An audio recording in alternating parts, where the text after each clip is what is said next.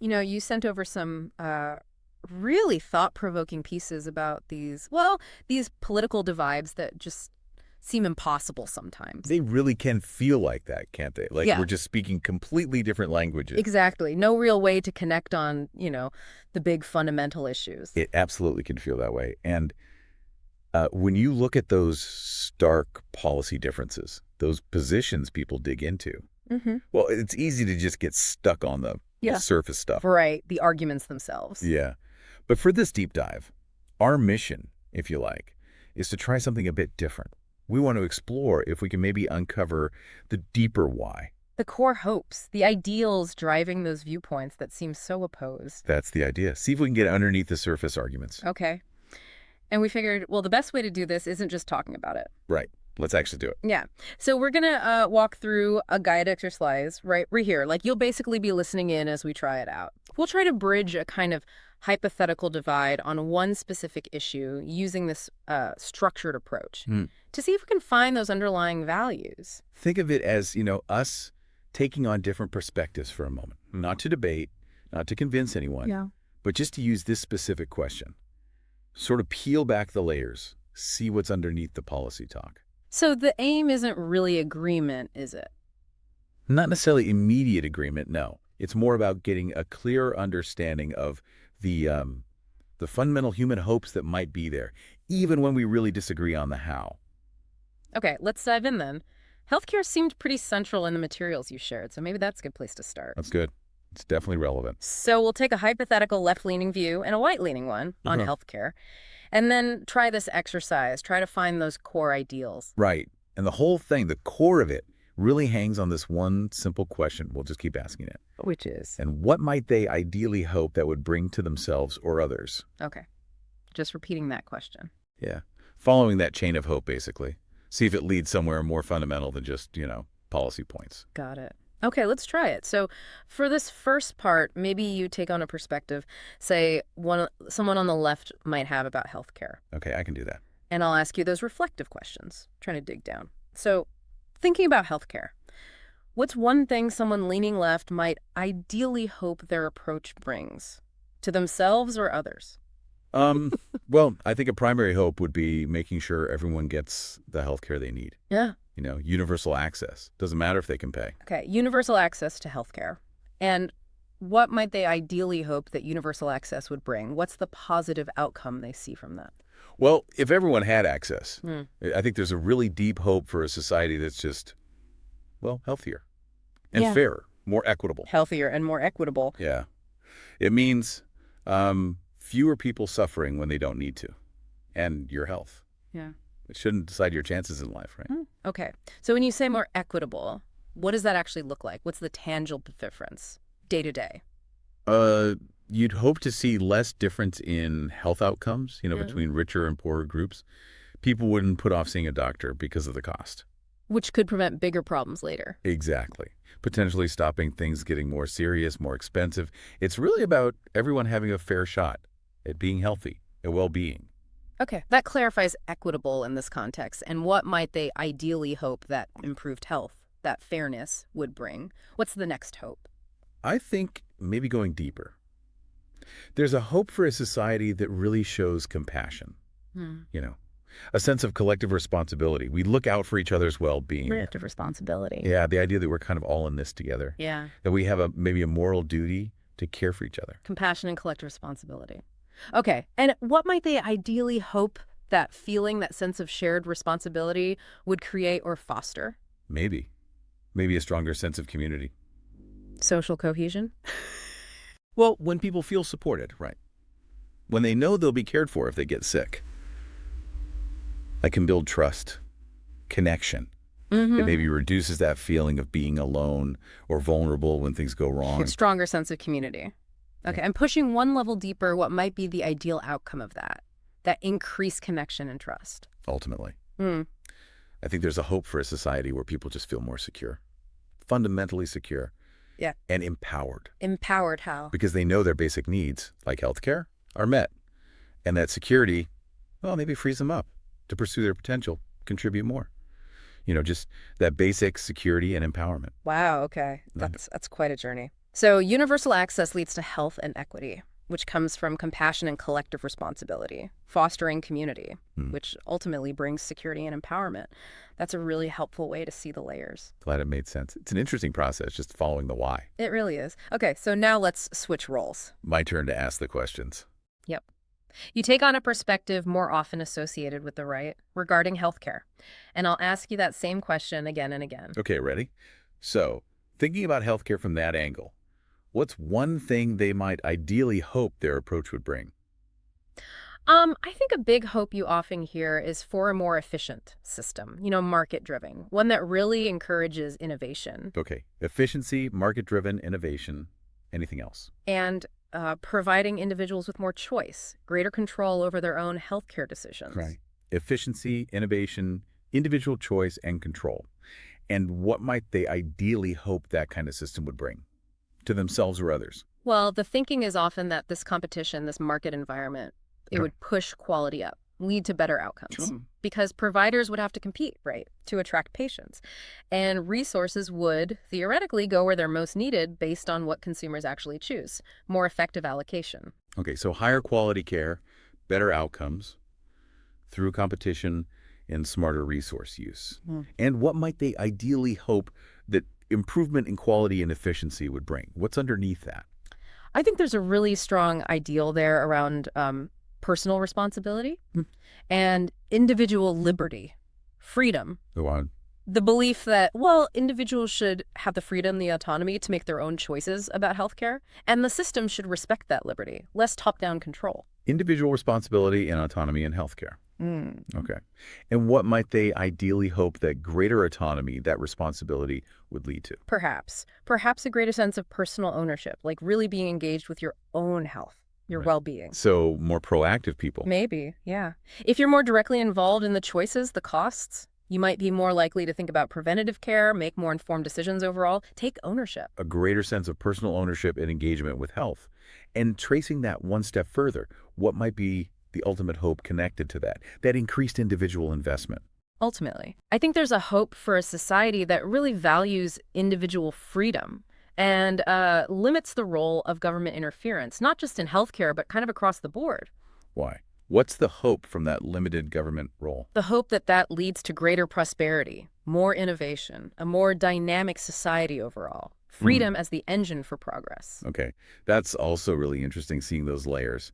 Efficiency and choice leading to quality, empowering individual responsibility and autonomy, fostering personal engagement, all connected to this broader value of individual liberty, limited government, and the prosperity that's hoped to follow. Thank you. Yeah, it's illuminating to try and articulate it that way. It really is. So, okay, we've now explored some potential core values, these underlying ideals, and sort of both sides of this healthcare debate. Right, using that question. Exactly.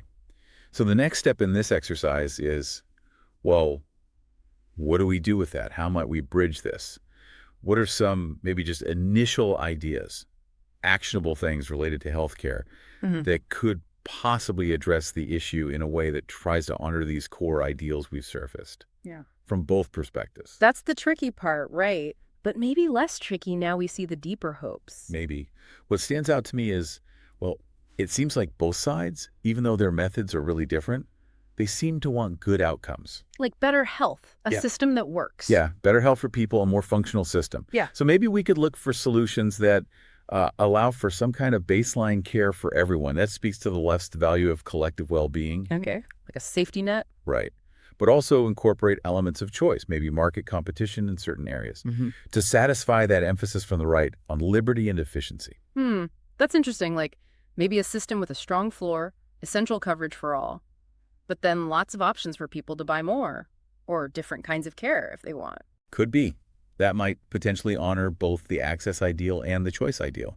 Or maybe focusing on something like radical transparency. Yeah. In costs and quality. How would that help both? Well, it empowers consumers with information that fits the individual responsibility and choice angle, but it could also shine a light on inequities and maybe drive improvements that help with access and fairness. That's a good point. It's about trying to get past the either's, isn't it? Yeah. And exploring the and. Yeah. How do we get individual responsibility and community support? How do we encourage innovation and make sure everyone actually benefits from it? Okay. Let's try to make this more concrete for a second. Imagine, just imagine if these core ideals we talked about from both sides were already being like really well honored in healthcare right now. Okay. What would that look like? What would it sound like? What would it feel like maybe in this present moment? Mm. Well, I imagine the conversation the public talk about healthcare would be, well, less angry, less combative, more focused on, okay, how do we actually solve this?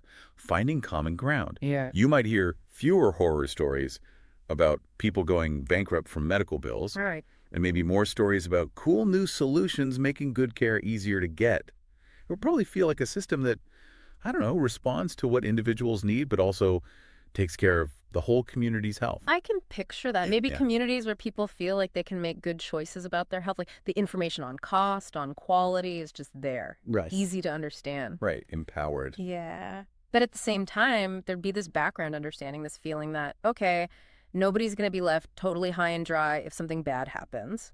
Essential care is covered. And maybe the sound would be more collaboration.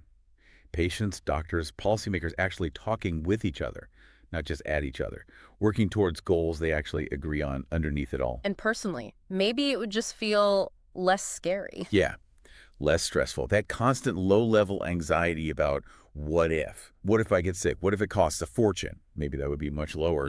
Allowing people to focus on, like, getting well or just living their lives. Exactly. Okay. So holding that more ideal vision in mind, what do we now realize we could actually do? Like specifically, tomorrow, or even, I don't know, in the next 10 minutes, something small that moves us even a tiny bit closer to that better experience. Well, okay, next 10 minutes, that's ambitious.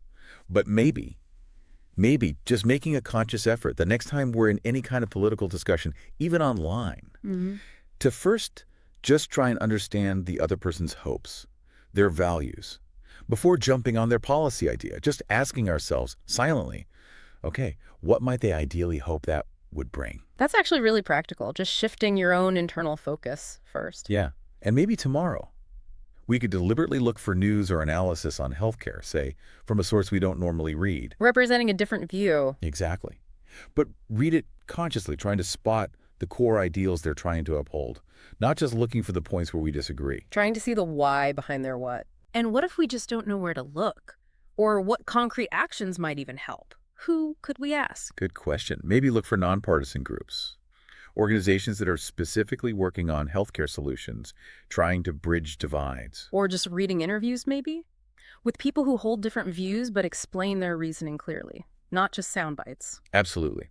There are definitely people and groups already trying to do this work. Seeking out their insights could be really valuable instead of just staying in our own echo chambers. Yeah. As we've gone through this whole exercise, a big insight for me is just how much common ground might actually exist down at that level of human aspiration. Even when the policy ideas seem worlds apart. Yeah. The how can be totally different, but that underlying desire for, a healthier society, a more secure life, that seems to cut across different viewpoints more than I sometimes realize. I think for me, the real aha moment is just the power of that one simple question. What might they ideally hope that would bring? Yeah. It's kind of amazing how just asking that again and again can peel back the layers, get past the political slogans and talking points to those more fundamental values. What's really driving people? It really does shift the focus, doesn't it? From just arguing about the policies Right. to trying to understand the motivations, the desired futures behind those policies. It sort of naturally creates a bit more empathy, maybe. Yeah, I think so. And maybe opens the door for more creative thinking, like we saw with brainstorming ideas just now. Which brings us neatly to the meta of this whole thing, right? Exactly. We wanted to make sure we highlighted this. Notice how just using that one question and what might they ideally hope that would bring to themselves or others, how it helped us just now move past the surface arguments about healthcare. Yeah, it let us start to grasp some of those core values underneath Yeah. on different sides. It seems like such a simple tool, but it can be really powerful for starting to bridge divides, just by fostering that deeper understanding first. So the thought then becomes, wouldn't it be interesting to try this on other things? Totally. Other big, sticky issues. Absolutely. Imagine using this kind of approach when people are talking about, say, education or the environment Yeah. or the economy. Any area where things feel really polarized. Yeah. Any area where you find yourself disagreeing strongly, it's maybe a way to just humanize the people on the other side a bit more. See if you can find any shared values way down deep. So, for everyone listening, as you've heard us stumble through this exercise, Huh. Stumble is right sometimes. we really want to encourage you to maybe reflect on your own experience just listening. Think about a political divide that feels important to you. Maybe one that came up in materials you've seen or discussions you've had. Could you try applying the same question, just mentally, maybe? And what might they ideally hope that would bring? What core ideals might you uncover on different sides of that issue? Yeah, take a moment. Just consider how understanding those deeper hopes, those values might just subtly shift things for you, even if you still completely disagree on the policy. Right, it's not about suddenly agreeing. No. But what new possibilities for just dialogue, or maybe just a little more understanding, what might open up? And seriously, we would genuinely love to hear what you think or what you experience if you try this. Yeah. If you try this exercise yourself, or if anything we talked about today sparked something, please share your thoughts in the comments. Let's try and make this, a space for that kind of thoughtful reflection, for digging a bit deeper into the values shaping our world. Because ultimately, building understanding across these divides, it has to start somewhere, right? It probably starts with curiosity and a willingness to look past the surface arguments. We really hope this deep dive, walking through this exercise, has given you maybe one practical tool you could use for that. Keep exploring, keep asking those why questions, and keep looking for those deeper connections. Thanks for diving in with us.